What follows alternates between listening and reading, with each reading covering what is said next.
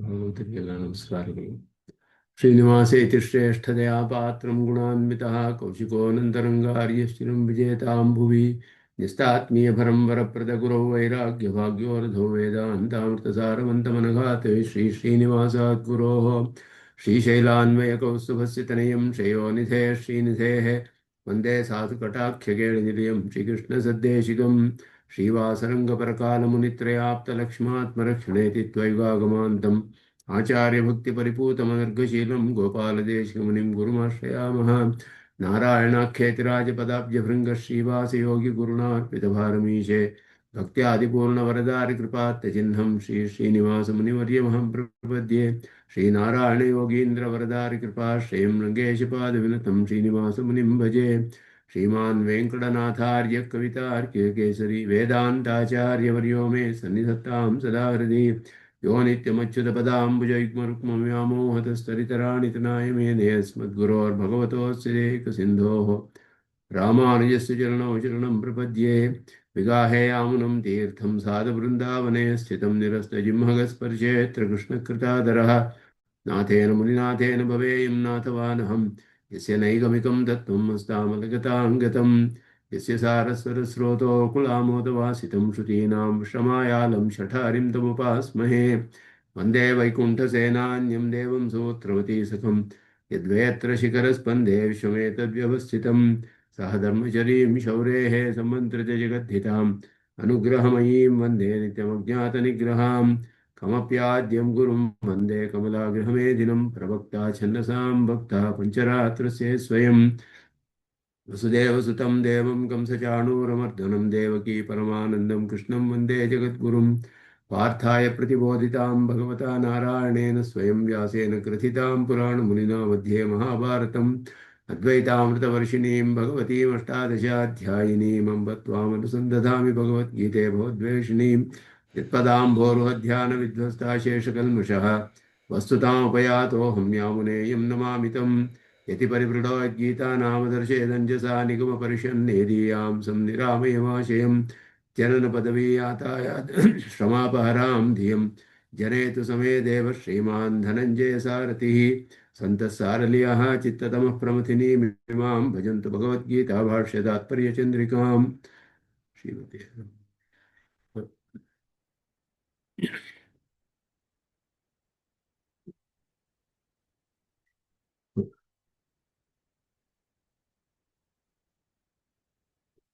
13ನೇ ಅಧ್ಯಾಯದಲ್ಲಿ 3ನೇ ಶ್ಲೋಕವನ್ನು ಈಗ ಅನುಸಂಧಾನವನ್ನು ಮಾಡಬೇಕು. ಅದರಲ್ಲಿ ಕ್ಷೇತ್ರಜ್ಞಂ ಚಾಪಿ ಮಾಂ ವಿದ್ಧಿ ಅಂತ ಹೇಳುವ ಶ್ಲೋಕಕ್ಕೆ ವಿಸ್ತಾರವಾದ ವ್ಯಾಖ್ಯಾನವನ್ನು ನೋಡಿದ್ವಿ.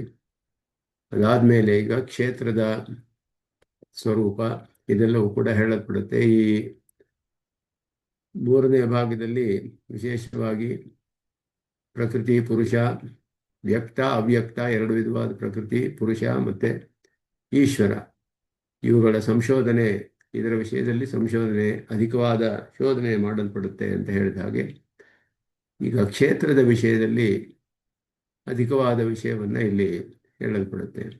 ತತ್ಕ್ಷೇತ್ರಂ ಯಚ್ಚ ಯಾದೃಚ್ಛ ಯದ್ವಿಕಾರ್ಯತಶ್ಚ ಯತ್ ಸಚಯೋ ಯತ್ ಪ್ರಭಾವಶ್ಚ ತತ್ ಸಮಾಸೇನ ಮೇ ಶೃಣು. ಸಮಾಸೇನ ಅಂದ್ರೆ ಸಂಗ್ರಹವಾಗಿ ಅಂತ ಅರ್ಥ. ವ್ಯಾಸ ಸಮಾಸ, ವ್ಯಾಸ ಅಂದ್ರೆ ವಿಸ್ತಾರವಾಗಿ, ಸಮಾಸ ಅಂದ್ರೆ ಸಂಗ್ರಹವಾಗಿ. ತತ್ಕ್ಷೇತ್ರಂ ಯಚ್ಚ ಯಾದೃಕ್ಚ ಯದ್ವಿಕಾರಿ ಯತಶ್ಚ ಯತ್ ಸಚಯೋ ಯತ್ ಪ್ರಭಾವಶ್ಚ ತತ್ಸಮಾಸೇನ ಮೇ ಶೃಣು. ಕ್ಷೇತ್ರ, ಕ್ಷೇತ್ರಜ್ಞರ ಒಂದು ಸಂಗ್ರಹವಾದ ಅವರ ವಿಷಯದಲ್ಲಿ ಇಲ್ಲಿ ಹೇಳಲ್ಪಡುತ್ತೆ. ಮೊದಲು ಭಾಗ ಕ್ಷೇತ್ರವನ್ನು ತಿಳಿಸುತ್ತೆ, ಎರಡನೆಯದು ಸಹ ಚ ಹೇಳಿದ್ರೆ ಕ್ಷೇತ್ರಜ್ಞನ ವಿಷಯ. ಇಲ್ಲಿ ಯತ್ ಅನ್ನೋದು 2 ಸತಿ ಬಂದಿದೆ. ಯತ್ ಚ, ಯಾದೃಕ್ ಚ, ಯದ್ವಿಕಾರಿ, ಯತಃ ಚ, ಯತ್. ಇಷ್ಟು ವಿಷಯಗಳು ಕ್ಷೇತ್ರದ ವಿಷಯದಲ್ಲಿ ಹೇಳಲ್ಪಡುತ್ತೆ. ಅದಕ್ಕೆ ಅರ್ಥಗಳನ್ನೆಲ್ಲ ಭಾಷ್ಯಕಾರರು ತಿಳಿಸ್ತಾರೆ. ತತ್ ಕ್ಷೇತ್ರಂ ಯತ್ ಚ ಅಂದ್ರೆ ಯತ್ ದ್ರವ್ಯಂ, ಯಾವ ದ್ರವ್ಯದಿಂದ ಮಾಡಲ್ಪಟ್ಟಿದೆ ಈ ಶರೀರವು. ಯಾದೃಕ್ ಚ ಯೇಷಾಂ ಆಶ್ರಯಭೂತಂ, ಯಾವುದಕ್ಕೆಲ್ಲ ಆಶ್ರಯವಾಗಿದೆ. ಯದ್ವಿಕಾರಿ ಯೇಚಾಸ್ಯ ವಿಕಾರಾಹ, ಇವುಗಳ ವಿಕಾರಗಳೆಲ್ಲ ಏನು. ಯತಶ್ಚ ಯತಶ್ಚ ಅಂತ ಹೇಳಿದ್ರೆ ಯತಃ ಹೇತೋಹೋ ಇದಂ ಉತ್ಪನ್ನಂ, ಯಾವ ಕಾರಣದಿಂದ ಉತ್ಪನ್ನವಾಗಿದೆ ಅಂದರೆ ಯಾವ ಪ್ರಯೋಜನಕ್ಕಾಗಿ ಅಂತ.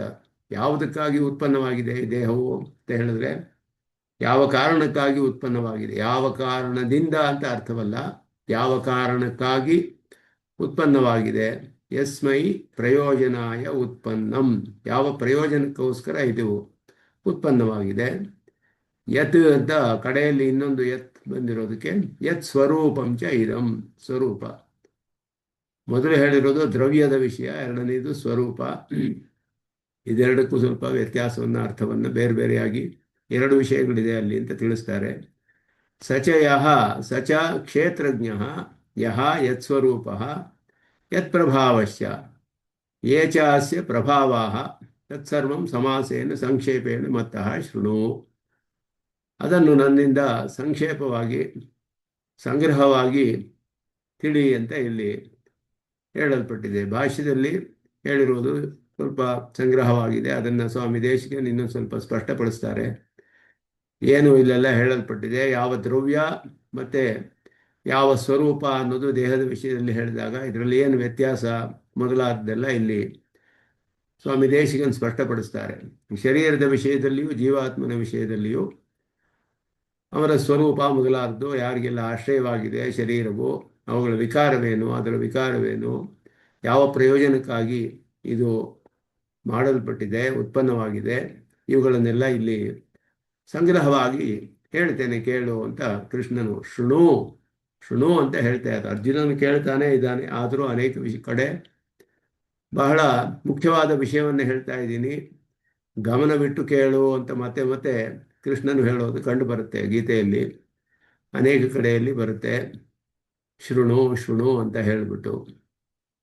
ಶೃಣು ಇತಿ ಶೃಣ್ವತಃ ಏವ ಅರ್ಜುನಸ್ಯ, ಕೇಳ್ತಾನೆ ಇದ್ದಾನೆ ಅರ್ಜುನ, ಪುನಃ ಶೃಣು ಇತಿ ಅವಧಾನಾರ್ಥಂ, ಸ್ವಲ್ಪ ಗಮನವನ್ನು ಸೆಳೆಯೋದಕ್ಕೋಸ್ಕರ ಗಮನವಿಟ್ಟು ಕೇಳಪ್ಪ, ಇದು ಬಹಳ ಮುಖ್ಯವಾದ ಒಂದು ವಿಷಯ ಹೇಳ್ತಾ ಇದ್ದೀನಿ ಕೇಳು. ತತ್ಕ್ಷೇತ್ರಂ ಮಹಾಭೂತಾನಿ ಇತಿ ಉಪಕ್ರಮ್ಯ ಸಂಘಾತಃ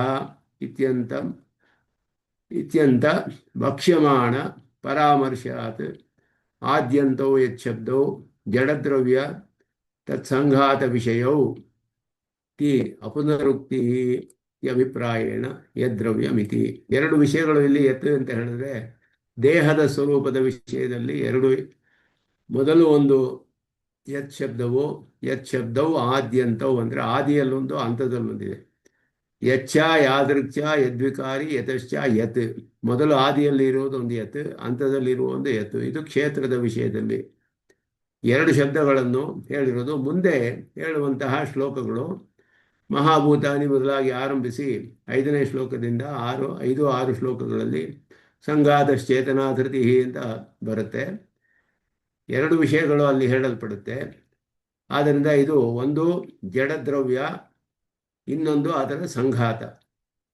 ಒಂದು ಹೇಳುವಾಗ ಯಾವ ಸ್ವರೂಪವು ಮತ್ತು ಯಾವ ದ್ರವ್ಯ ಅಂತ ಹೇಳುವಾಗ ಇದು ಜಡದ್ರವ್ಯದಿಂದ ಮಾಡಲ್ಪಟ್ಟಿದೆ ಶರೀರ, ಮತ್ತು ಇದು ಒಂದೇ ಪದಾರ್ಥ ಅಲ್ಲ, 5 ವಿಷಯಗಳ ಸಂಘಾತ ಇದೆ, ಪಂಚಭೂತಗಳ ಸಂಘಾತದಿಂದ ಉಂಟಾಗಿರುವಂಥದ್ದು ಅನ್ನೋದು ಹೇಳಲ್ಪಡುತ್ತೆ. ಆ ಎರಡು ವಿಷಯಗಳನ್ನು ಇಲ್ಲಿ 2 ಯತ್ ಶಬ್ದಗಳು ತಿಳಿಸುತ್ತೆ ಅನ್ನೋದನ್ನು ಮುಂದೆ ಹೇಳುವ ಶ್ಲೋಕಕ್ಕೆ ಅನುಗುಣವಾಗಿ 5ನೇ 6ನೇ ಶ್ಲೋಕಕ್ಕೆ ಅನುಗುಣವಾಗಿ ಅರ್ಥವನ್ನು ಮಾಡಿದ್ದಾರೆ ಅಂತ ಹೇಳಿ, ಜಡದ್ರವ್ಯ ತತ್ಸಂಘಾತ ವಿಷಯವು, ಮೊದಲನೇ ಯತ್ ಶಬ್ದವು ಇದು ಜಡದ್ರವ್ಯದಿಂದ ಆಗಿರೋದು, ಕಡೆಯ ಯತ್ ಶಬ್ದವು ಇದು ಸಂಘಾತ ರೂಪವಾದದ್ದು ಅನ್ನೋದನ್ನು ಯದ್ರವ್ಯಂ ಅನ್ನೋದನ್ನು ಹೇಳ್ತಾರೆ ಇಲ್ಲಿ.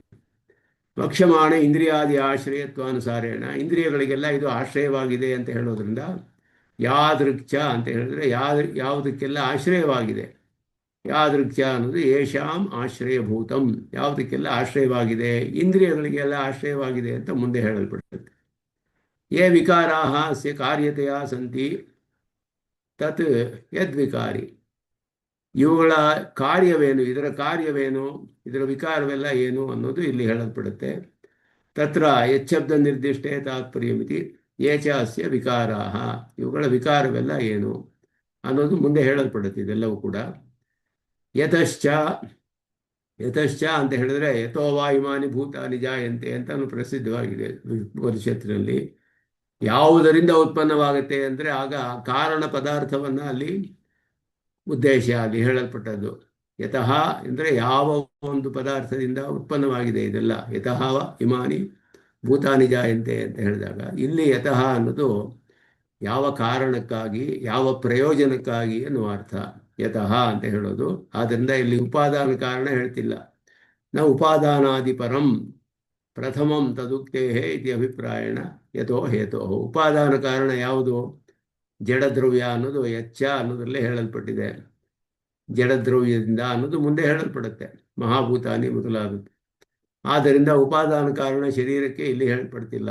ಯತಶ್ಚ ಅಂತ ಹೇಳೋದು ಯಾವ ಪ್ರಯೋಜನಕ್ಕಾಗಿ ಮುಂದೆ ಹೇಳಲ್ಪಡುತ್ತೆ. ಚೇತನಾಧೃತಿ ಇತ ವಕ್ಷಮಾಣಂ ಹೇತು ವಿಶೇಷಮಃ ಯಸ್ಮೈ ಪ್ರಯೋಜನಾಯ. ಚೇತನನಿಗೆ ಆಧಾರವಾಗಿದೆ ಅನ್ನೋ ವಿಷಯ ಮುಂದೆ ಹೇಳಲ್ಪಡುತ್ತೆ. ಆದ್ದರಿಂದ ಇಲ್ಲಿ ಯಸ್ಮೈ ಪ್ರಯೋಜನಾಯ, ಯಾರ ಪ್ರಯೋಜನಕ್ಕಾಗಿ? ಕ್ಷೇತ್ರಕರ್ತು ಈಶ್ವರಸ್ಯ ಧೀಸ್ತತೆಯ ಪ್ರಯೋಜನಮಪಿ ಹೇತು. ಆದ್ದರಿಂದ ಇಲ್ಲಿ ಕ್ಷೇತ್ರವನ್ನು ಸೃಷ್ಟಿ ಮಾಡುವಂತಹ ಅವನು ಈಶ್ವರ ಪರಮಾತ್ಮನು. ಅವನು ಕೂಡ ನಮಗೆ ಮನಸ್ಸಿನಲ್ಲಿ ತಿಳಿದು ಬರುತ್ತೆ. ಕ್ಷೇತ್ರವನ್ನು ಯಾವುದರಿಂದ ಉಂಟಾಗುತ್ತೆ ಅಂತ ಹೇಳಿದ್ರೆ ಈಶ್ವರದಿಂದನೇ ಸೃಷ್ಟಿಯಾಗೋದು. ಆದರೆ ಯಾವ ಕಾರಣಕ್ಕಾಗಿ ಸೃಷ್ಟಿ ಮಾಡ್ತಾನೆ, ಯಾವ ಪ್ರಯೋಜನಕ್ಕಾಗಿ ಸೃಷ್ಟಿ ಮಾಡ್ತಾನೆ ಅನ್ನೋದು ಕೂಡ ಕಾರಣವಾಗುತ್ತೆ. ಈಶ್ವರನೇ ಸೃಷ್ಟಿ ಮಾಡಿದ್ರು, ಯಾವ ಕಾರಣಕ್ಕೆ, ಯಾವ ಪ್ರಯೋಜನಕ್ಕೆ ಅನ್ನೋದು ಪ್ರಯುಜ್ಯತೆ ಅಧ್ಯಯನೇನ ವಸತಿ.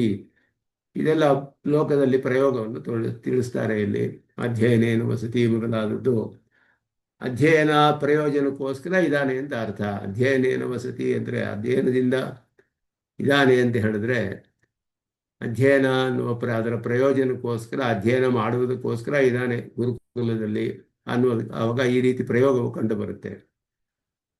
ಯತ್ ಸ್ವರೂಪಂ ಇತಿ ಸಂಘಾತ ಪರಂ. ಕಡೆಯಲ್ಲಿ ಹೇಳಿರುವಾಗ ಇನ್ನೊಂದು ಎತ್ತಿಗೆ ಯತ್ ಸ್ವರೂಪಂ ಛೇದ. ನಂಗೆ ಯಾವುದು? ಯಾವುದರ ಅಧ್ಯಯನ? ಬ್ರಹ್ಮ ಅಲ್ಲ, ಇಲ್ಲಿ ಪ್ರಯುಜ್ಯತೆ ಅಂದ್ರೆ ಒಂದು ಪ್ರಯೋಗ, ಲೋಕದ ಪ್ರಯೋಗವನ್ನು ತೋರಿಸ್ತಾ ಇದ್ದಾರೆ. ಯಾಕೆಂದ್ರೆ ವೈಯಾಕರಣ ಪ್ರಯೋಗ ಶರಣಾಹ ವೈಯಾಕರಣಾಹ ಅಂತ. ಹೇತು ಇಲ್ಲಿ ಹೇತು ಕಾರಣ ಯತಃ ಅಂತ ಹೇತು ಅರ್ಥದಲ್ಲಿ ಇದೆ. ಯತಃ ಅಂತ ಹೇಳೋದು ಹೇತುವನ್ನೇ ಹೇಳಬೇಕು, ಕಾರಣವನ್ನ. ಕಾರಣ ಅಂದ್ರೆ ಉಪಾದಾನ ಕಾರಣ ಇಲ್ಲಿ ಹೇಳ್ತಿಲ್ಲ, ಯಾವ ಪ್ರಯೋಜನಕ್ಕಾಗಿ ಅಂತ ಹೇಳ್ತಾ ಇರೋದ್ರಿಂದ ಆ ಅರ್ಥದಲ್ಲಿಯೂ ಕೂಡ ಪ್ರಯೋಗವಿದೆ ಅಂತ ಹೇಳೋದಕ್ಕೆ ಅಧ್ಯಯನೇನ ವಸತಿ ಅನ್ನೋದು ಒಂದು ಲೌಕಿಕ ಪ್ರಯೋಗ. ಪ್ರಯೋಗ ಪ್ರಮಾಣಕ್ಕೆ ಅನುಗುಣವಾಗಿ ಇಲ್ಲಿ ಯತಃ ಅನ್ನೋದು ಪ್ರಯೋಜನಕ್ಕಾಗಿ. ಅಧ್ಯಯನೇನ ವಸತಿ ಅಂದ್ರೆ ಅಧ್ಯಯನ ಕಾರಣ, ಅಧ್ಯಯನದ ಪ್ರಯೋಜನಕ್ಕಾಗಿ ಗುರುಕುಲದಲ್ಲಿ ವಾಸ ಮಾಡ್ತಾನೆ ಒಬ್ಬ ಅನ್ನುವ ಹೇಳುವಾಗ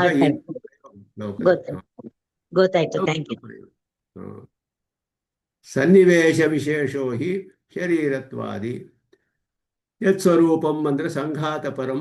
ಯಾವುದರ ಸಂಘಾತ ಅಂದ್ರೆ ಸಮೂಹ ಅಂತ ಹೇಳಿ. ಶರೀರವು ಒಂದು ಸನ್ನಿವೇಶ ಅಂದ್ರೆ ಅನೇಕ ವಿಷಯಗಳು ಸೇರಿ ಆಗಿರುವಂಥದ್ದು. ನಿವೇಶ ಅಂದರೆ ಇರುವಂಥ ಸನ್ನಿವೇಶ, ಅನೇಕ ಪದಾರ್ಥಗಳು ಸೇರಿ ಆಗಿರುವಂತಹದ್ದು ಒಂದು ಶರೀರ ಮೊದಲಾದ. ಆದ್ದರಿಂದ ಅದು ಅತಃ ಪ್ರಥಮಯತ್ ಶಬ್ದ ಜಡಾಜಡ ದ್ರವ್ಯ ವಿಶೇಷ ನಿರ್ಧಾರಣಾರ್ಥ. ಇದು ಜಡವೋ ಅಜಡವೋ ಅನ್ನುವ ಯಾವ ದ್ರವ್ಯದಿಂದ ಮಾಡಲ್ಪಟ್ಟಿದೆ ಅದನ್ನು ನಿರ್ಧಾರ ಮಾಡೋದಕ್ಕೆ ಮೊದಲನೇ ಶಬ್ದ ಯಚ್ಚ ಅಂತ ಹೇಳೋದು. ಎರಡನೆಯದು ದ್ವಿತೀಯಸ್ತು ಜಡತ್ವ ನಿಶ್ಚಯ. ಇದು ಜಡ ಪದಾರ್ಥ, ಜಡದಿಂದ ಆಗಿರೋದು ಅಂತ ಹೇಳಿದ್ಮೇಲೆ ಜಡದ್ರವ್ಯೇಶು ಅನೇಕೇಶು ಅನ್ಯತಮಾತ್ಮಕತ್ವ ಸಂಘಾತಾತ್ಮಕತ್ವ ನಿಶ್ಚಯಾರ್ಥ. ಅನೇಕ ಜಡ ಪದಾರ್ಥಗಳಿದೆ, ಯಾವುದಾದ್ರೂ ಒಂದು ಪದಾರ್ಥದಿಂದ ಆಗಿದೆಯೋ ಇಲ್ಲ ಅನೇಕ ಪದಾರ್ಥಗಳು ಸೇರಿ ಆಗಿದೆಯೋ ಅನ್ನೋದನ್ನು ನಿಶ್ಚಯ ಮಾಡೋದು ಎರಡನೇ ಎಚ್ಚದ್ದು ತಿಳಿಸುತ್ತೆ ಅಂತ ಹೇಳಿ ಅದನ್ನ ಪುನರುಕ್ತಿ ಇಲ್ಲ ಇಲ್ಲಿ ಅನ್ನೋದನ್ನು ತಿಳಿಸ್ತಾರೆ. ಶರೀರದ ವಿಷಯದಲ್ಲಿ ಎರಡು ವಿಷಯವೂ ತಿಳಿಬೇಕು. ಒಂದು ಜಡದ್ರವ್ಯದಿಂದ ಆಗಿರೋದು, ಇನ್ನೊಂದು ಒಂದೇ ಜಡದ್ರವ್ಯದಿಂದ ಆಗಿದೆಯೋ ಅಥವಾ ಅನೇಕ ಜಡದ್ರವ್ಯಗಳ ಸಂಘಾತವೋ ಅಂತ ಹೇಳುವಂಥದ್ದು. ಮಾಮಿತಿ ಪರಮಾತ್ಮನಃ ಅಪಿ ಪ್ರಸಂಗಾತ್ ತತ್ಪರಾಮರ್ಶಿ ಬ್ರಹ್ಮವಿದಾಸಾಯ ಸಚ ಕ್ಷೇತ್ರಜ್ಞ ಇತಿ ಸಮಾಸೇನ ಸಚಯೋ ಯತ್ಪ್ರಭಾವಶ್ಚ ತತ್ಸಮಾಸೇನ ಮೇ ಶೃಣು ಅಂತ ಹೇಳುವಾಗ ತತ್ಸಮಾಸೇನ ಮೇ ಶೃಣು ಅಂತ ಹೇಳುವಾಗ ಇಲ್ಲಿ ಎರಡನೇ ಶ್ಲೋಕದಲ್ಲಿ ಹೇಳಿದೆ. ಎರಡನೇ ಶ್ಲೋಕದಲ್ಲಿ ಏನು ಪರಮಾತ್ಮ ಹೇಳಿದ್ದು ಅಂದರೆ ಇಲ್ಲಿ ಸಹ ಚ ಯಹ ಯತ್ ಪ್ರಭಾವಶ್ಚ. ಸಹ ಅಂತ ಹೇಳಿರೋದು ಯಾರನ್ನು ತಿಳಿಸುತ್ತೆ ಅನ್ನೋದು ಪ್ರಶ್ನೆಯಲ್ಲಿ. ಇರುವವರು ಇಬ್ರು ಹೇಳಲ್ಪಟ್ಟಿದ್ದಾರೆ ಹಿಂದಿನ ಶ್ಲೋಕದಲ್ಲಿ. ಕ್ಷೇತ್ರಂ ಯಾರು ತಿಳಿತಾರೋ ಅವನು ಕ್ಷೇತ್ರಜ್ಞ, ಕ್ಷೇತ್ರಜ್ಞಂಚಾಪಿ ಮಾಂ ವಿಧಿ ಅಂತಾನು ಕೃಷ್ಣ ಹೇಳಿಬಿಟ್ಟ. ನನ್ನನ್ನು ಕ್ಷೇತ್ರಜ್ಞ ಅಂತ ತಿಳಿಯಪ್ಪ ಅಂತ ಹೇಳಿ ಅರ್ಥ ಬರುತ್ತೆ ಅಲ್ಲಿ. ಆದ್ದರಿಂದ ಇಲ್ಲಿ ಕ್ಷೇತ್ರಜ್ಞರ ವಿಷಯ ಸಹಾಚ ಅಂತ ಹೇಳುವಾಗ ಪರಮಾತ್ಮನ ವಿಷಯವೋ ಜೀವಾತ್ಮನ ವಿಷಯವೋ ಇಬ್ಬರೂ ಇದ್ದಾರಲ್ಲ ಕ್ಷೇತ್ರದಲ್ಲಿ ಅನ್ನುವ ಪ್ರಶ್ನೆ ಬಂದರೆ ಅದನ್ನು ಸ್ಪಷ್ಟಪಡಿಸ್ತಾರೆ ಭಾಷ್ಯಕರು. ಸಚ ಕ್ಷೇತ್ರಜ್ಞ ಜೀವಾತ್ಮನೇ ಅಂತ ಹೇಳಿ, ಆದ್ದರಿಂದ ಜೀವಾತ್ಮನನ್ನೇ ಹೇಳ್ತಾ ಇದೆ. ಯಹಾಯತ್ ಪ್ರಭಾವ ಇತ್ಯುಭಾಭ್ಯಾಂ ಸ್ವರೂಪ ಪ್ರಕಾರಯೋ ನಿರ್ದೇಶ.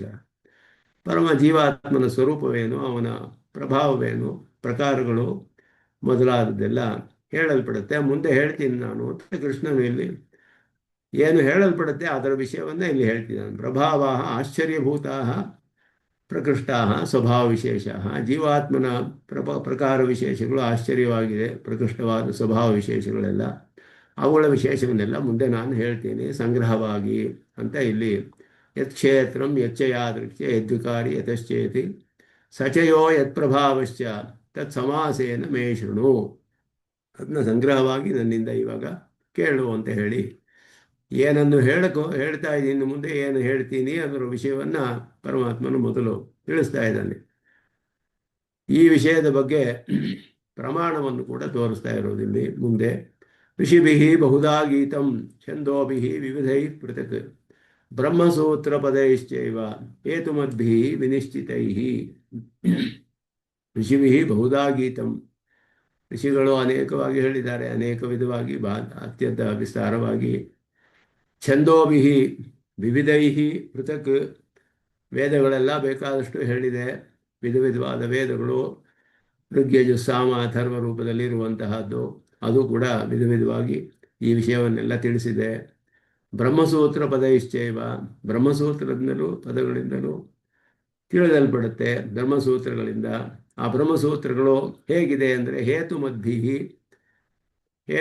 ಹೇತುವನ್ನು ನಿರೂಪಣೆ ಮಾಡಿ ತಿಳಿಸುತ್ತೆ, ನ್ಯಾಯಬದ್ಧವಾಗಿ ಅರ್ಥಗಳನ್ನು ತಿಳಿಸುವಂತಹದ್ದು. ಮತ್ತೆ ವಿನಿಶ್ಚಿತೈಹಿ, ನಿರ್ಣಯಾತ್ಮಕವಾಗಿ ತಿಳಿಸುವಂತಹದ್ದು. ನ್ಯಾಯಬದ್ಧವಾದ ರೀತಿಯಲ್ಲಿ ನಿರ್ಣಯಾತ್ಮಕವಾಗಿ ಬ್ರಹ್ಮಸೂತ್ರ ಪದಗಳಿಂದಲೂ ಕೂಡ ಇದೆಲ್ಲವೂ ಕೂಡ ತಿಳಿಸಲ್ಪಟ್ಟಿದೆ. ಪ್ರಮಾಣವನ್ನು ಮೊದಲು ಯಾವ ಪ್ರಮಾಣಗಳಿಂದ ಇದೆಲ್ಲ ತಿಳಿಯಲ್ಪಡುತ್ತೆ ಅನ್ನೋದನ್ನು. ತದಿದಂ ಕ್ಷೇತ್ರ ಕ್ಷೇತ್ರಜ್ಞ ಯಾಥಾತ್ಮ್ಯಂ, ಕ್ಷೇತ್ರ ಮತ್ತು ಕ್ಷೇತ್ರಜ್ಞರ ಯಾಥಾತ್ಮ್ಯವು ಋಷಿಭಿಹಿ ಅಂದರೆ ಯಾರು ಋಷಿಗಳು ಅಂತ ಹೇಳಿದ್ರೆ, ಋಷಿಗಳು ಬೇಕಾದಷ್ಟು ಅನೇಕರಿದ್ದಾರಲ್ಲ, ಪರಾಶರಾದಿಭಿಹಿ ಅಂತ ಹೇಳಿದ್ರು. ಪರಮ ಪ್ರಾಮಾಣಿಕರಾದವರು, ಅವರಿಗೆ ಪರದೇವತಾ ಪಾರಮಾರ್ಥ್ಯ ಜ್ಞಾನವು ಬರಲಿ ಅಂತ ಹೇಳಿಬಿಟ್ಟು ಅವರ ಪಿತಾಮಹರಿಂದ ವರವನ್ನು ಪಡೆದುಕೊಂಡವರು. ಆದ್ದರಿಂದ ಅವರಿಗೆ ಪರದೇವತಾ ಪಾರಮಾರ್ಥ ಜ್ಞಾನವಿತ್ತು ಪರಾಶರರಿಗೆ. ಅದನ್ನು ವಿಷ್ಣು ಪುರಾಣದಲ್ಲಿ ಹೇಳ್ತಾರೆ ಅವರೇನೆ. ಆ ವಿಷ್ಣು ಪುರಾಣವನ್ನು ರಚನೆ ಮಾಡಿದವರು ಪರಾಶರರು, ಪರಮ ಪ್ರಾಮಾಣಿಕರು. ವಿಷ್ಣು ಪುರಾಣದಲ್ಲಿ ಪರಿಪೂರ್ಣವಾಗಿ ವೇದಕ್ಕೆ ಅನುಗುಣವಾಗಿ ಎಲ್ಲವೂ ಇದೆ ಅಂತ ಹೇಳಿ ಪರಾಶರರ ಹೆಸರನ್ನು ಭಾಷ್ಯಕಾರರಲ್ಲಿ ತೆಗಿತಾರೆ. ವಿಷ್ಣು ಪುರಾಣವು ಅನೇಕ ಬ್ರಹ್ಮಸೂತ್ರಗಳಲ್ಲಿಯೂ ಕೂಡ ಪ್ರಮಾಣವಾಗಿ ತೆಗೆದು ತೋರಿಸ್ತಾರೆ. ಋಷಿಭಿಹಿ ಎನ್ನುವಾಗ ವಿಶೇಷವಾಗಿ ಪರಾಶರಾದಿಭಿಹಿ. ಬಹುಧಾ ಗೀತಂ, ಬಹುಧಾ ಬಹುಪ್ರಕಾರಂ ಗೀತಂ, ಬಹುಪ್ರಕಾರಂ ಗೀತಂ ಅಲ್ಲಿ ಹೇಳುವಾಗ ವಿಶೇಷವಾಗಿ ವಿಷ್ಣು ಪುರಾಣದಲ್ಲಿ ತೋರಿಸ್ತಾರೆ ಪ್ರಮಾಣಗಳನ್ನು. ವಿಷ್ಣು ಪುರಾಣದಲ್ಲಿ ಆಶ್ಚರ್ಯವಾಗಿ ಜಡಭರ್ತನ ಒಂದು ಪ್ರಕರಣ ಬರುತ್ತೆ. 2ನೇ ಅಧ್ಯಾಯದ 13ನೇ ಶ್ಲೋಕ. ಅದರಲ್ಲಿ 13ನೇ ಶ್ಲೋಕದಿಂದ ಆರಂಭಿಸಿ ಬಹಳ ಆಶ್ಚರ್ಯವಾಗಿ ಅದರಲ್ಲಿ ವಿಷಯವನ್ನೆಲ್ಲ ಜಡಭರ್ತನು ಸವೀರ ಮಹಾರಾಜನಿಗೆ ತಿಳಿಸುವಂತಹದ್ದು. ಅದನ್ನು ಪ್ರಕರಣವನ್ನು ಸ್ವಲ್ಪ ಬೇಕಾದ್ರೆ ನೋಡಬಹುದು. ನಿಮಿಷ.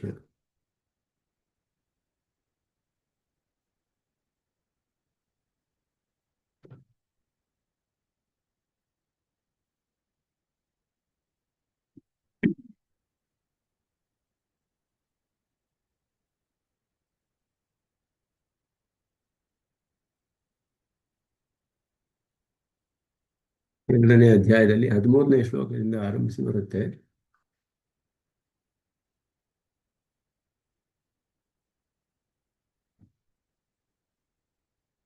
ಇಂಗ್ಲಿಷಲ್ಲಿದೆ, ಒಂದು ನಿಮಿಷ. ಹ್ಮ್.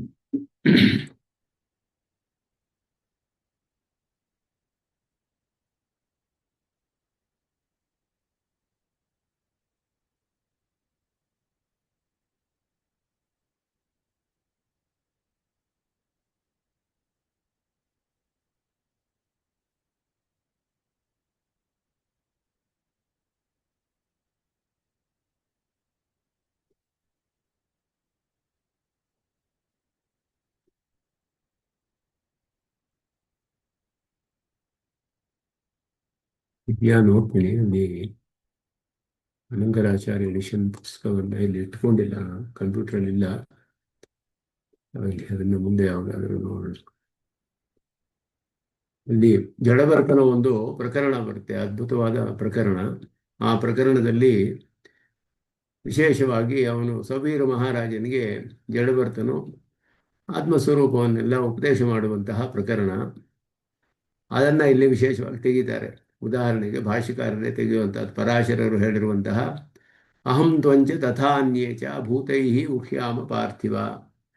ಅವನು ಹೇಳ್ದ, ನೀನು ನನ್ನನ್ನು ಪಲ್ಲಕ್ಕಿಯಲ್ಲಿ ಜಡಭರತರನ್ನ ಪಲ್ಲಕ್ಕಿ ಹೊತ್ಕೊಂಡು ಬಾ ಅಂತ ಹೇಳಿದಾಗ ಸವೀರ ಮಹಾರಾಜನು ಅವರ ಆಚಾರ್ಯರಲ್ಲಿ ಹೋಗ್ತಾ ಇರ್ತಾನೆ, ಆತ್ಮಸ್ವರೂಪವನ್ನೆಲ್ಲ ತಿಳಿಬೇಕು ಅಂತ ಹೇಳಿ. ಆಗ ಜಡಭರತನನ್ನು ನೋಡಿ ಪಲ್ಲಕ್ಕಿಯನ್ನು ಹೊತ್ಕೊಂಡು ಹೋಗಕ್ಕೆ ಒಬ್ಬರು ಬೇಕಾಗುತ್ತೆ. ಅವನನ್ನು ನೋಡಿ ಒಳ್ಳೆ ಪುಷ್ಟವಾಗಿದ್ದಾನೆ, ಇವನನ್ನು ಕರೆದುಕೊಂಡು ಬಾ, ಇವನು ಪಲ್ಲಕ್ಕಿಯನ್ನು ಹೊತ್ಕೊಂಡು ಹೋಗಲಿ ಅಂತ ಮಹಾರಾಜ ಹೇಳಿದ. ಅವನು ಪಲ್ಲಕ್ಕಿಯನ್ನು ಸರಿಯಾಗಿ ತೆಗೆದುಕೊಂಡು ಹೋಗ್ತಿರಲಿಲ್ಲ, ಸ್ವಲ್ಪ ಕುಳ್ಳ ಇದ್ದರಿಂದ ಅವನಿಗೆ ಅಭ್ಯಾಸವಿಲ್ಲ. ಆಗ ಅವನು ಹೇಳ್ತಾನೆ, ನೆಟ್ಟಿಗೆ ಹಾಕಿ ಈಗ ಪಲ್ಲಕ್ಕಿಯನ್ನು ಹೊತ್ಕೊಳ್ಳೋಕ್ಕಾಗ್ತಾ ಇಲ್ಲ ನಿನಗೆ ಅಂತ ಹೇಳಿದಾಗ ಅವನು ಹೇಳ್ತಾನೆ, ನಾನು ನೀನು ಎಲ್ಲರೂ ಕೂಡ ಭೂತೈಹಿ ಉಹ್ಯಾಮ ಪಾರ್ಥಿವ, ಪಂಚಭೂತಗಳಿಂದ ಎಲ್ಲರೂ ಹೊರಲ್ಪಟ್ಟಿದ್ದೇವೆ. ಗುಣಪ್ರವಾಹ ಪತಿತಃ ಭೂತವರ್ಗೋಪಿ ಯಾತ್ಯಯಂ ಗುಣಪ್ರವಾಹ ಪರಿತಃ ಭೂತವರ್ಗೋಪಿ ಯಾತ್ಯಯಂ ಕರ್ಮವಶ್ಯ ಗುಣ ಹ್ಯತೆ ಸತ್ವಾದ್ಯಾಹ ಪೃಥ್ವೀಪತೆ. ಸತ್ವರಜಸ್ತಮಸ್ಸುಗಳೆಲ್ಲ ಕರ್ಮವಶ್ಯರಿಗೆ ಆ ಗುಣಗಳಿಂದ ಆಗಿರುವಂಥ ಇದ್ರ ಗುಣಗಳಲ್ಲಿ ಇದೆ. ಇದೆಲ್ಲ ಪ್ರಕೃತಿಯಲ್ಲಿ ತ್ರಿಗುಣಾತ್ಮಕವಾದ ಪ್ರಕೃತಿ. ಅವಿದ್ಯಾ ಸಂಚಿತಂ ಕರ್ಮ ತಚ್ಚ ಅಶೇಷೇಷು ಜಂತುಷು. ಎಲ್ಲ ಪ್ರಾಣಿಗಳಲ್ಲಿಯೂ ಕೂಡ ಅವಿದ್ಯೆಯಿಂದ ಕರ್ಮವನ್ನು ಎಲ್ಲ ಸಂಪಾದಿಸಿಕೊಂಡು ಇಟ್ಕೊಂಡಿದ್ದಾರೆ.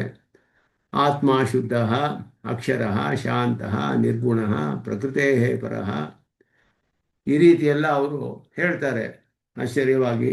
ಅದರಲ್ಲಿ ವಿಷ್ಣು ಪುರಾಣದ ವ್ಯಾಖ್ಯಾನವಿದೆ, ಎಂಗಳಾಳ್ವಾನ್ ವ್ಯಾಖ್ಯಾನವಿದೆ. ಆ ಎಂಗಳಾಳ್ವಾನ್ ವ್ಯಾಖ್ಯಾನದಲ್ಲಿ ನಾವು ನೋಡಿದ್ರೆ ಅದಕ್ಕೆ ವ್ಯಾಖ್ಯಾನ ಸ್ಪಷ್ಟವಾಗಿ ತಿಳಿಯುತ್ತೆ.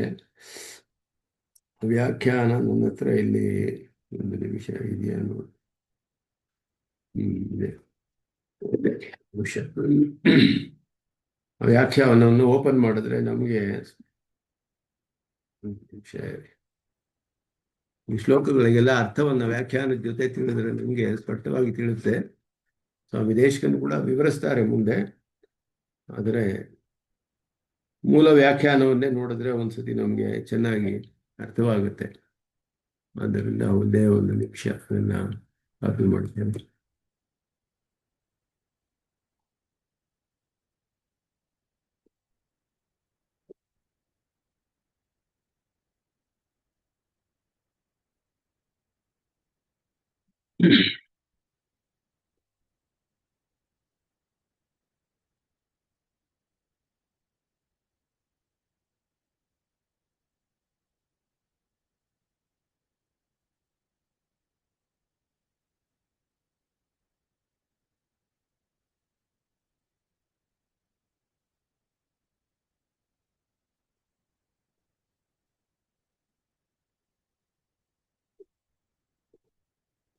ಎರಡನೇ ಅಧ್ಯಾಯದ 13ನೇ ಶ್ಲೋಕ.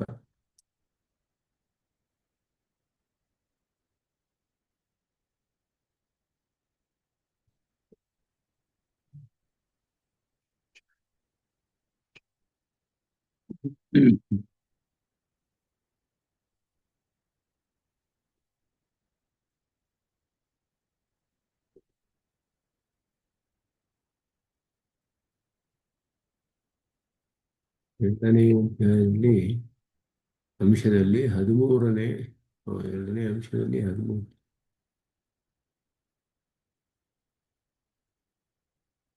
ಅಂಶಾಧ್ಯಾಯ 22ನೇ ಶ್ಲೋಕ.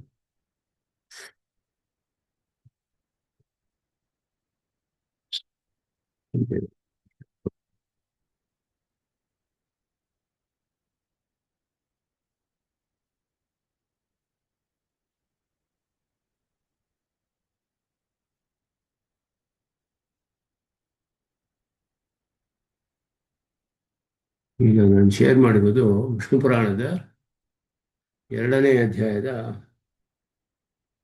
2ನೇ ಅಂಶದ 13ನೇ ಅಧ್ಯಾಯ. ದ್ವಿತೀಯಾಂಶೆ ತ್ರಯೋದಶಾಧ್ಯಾಯ.